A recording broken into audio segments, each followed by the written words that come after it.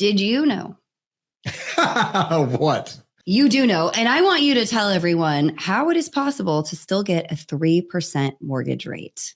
Can you? You can. If you have a time machine or something, you need to go back in time. Tell them how to do it. All right. You can actually do this. It's really true. You can actually get 3% is even high. You could probably get 2.7% because that's some of those mortgages are out there. You probably know that almost all mortgages, when you sell your house or transfer it to somebody else, the mortgage becomes due and payable. It's called a due on sale clause or due on transfer clause.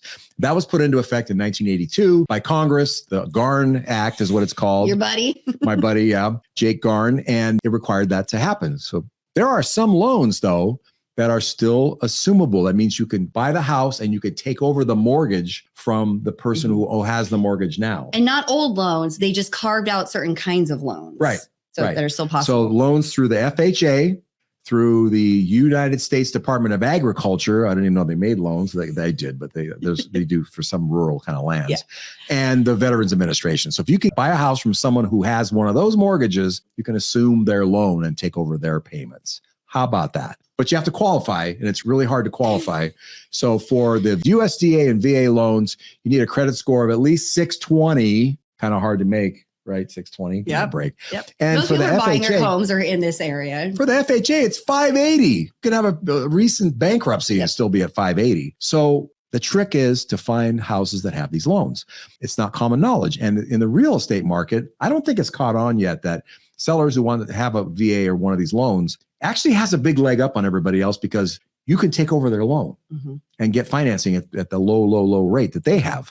I think once they find out, if I had a 3% mortgage or 2.7, I would be wanting to sell my house to you for a higher price. Because even adjusted for the paying the higher price, you take over my payments, your payments are still going to be lower than getting a 7% mortgage today. Way lower. Yeah. What you need to do is get a good realtor and find out, tell the realtor, I'm interested in talking to anybody who's got one of these government loans that was issued prior to 2022 when the rates were low. And anyone who's buying a house should just ask what kind of loan the current owner has, because you might find out you're buying your home from a veteran. Unless you think these aren't out, like who has an FHA loan? Remember the financial crisis? A lot of people have FHA loans. Tons of them. Anybody who didn't want to put 20% down has an FHA loan and might still have it if they didn't refi.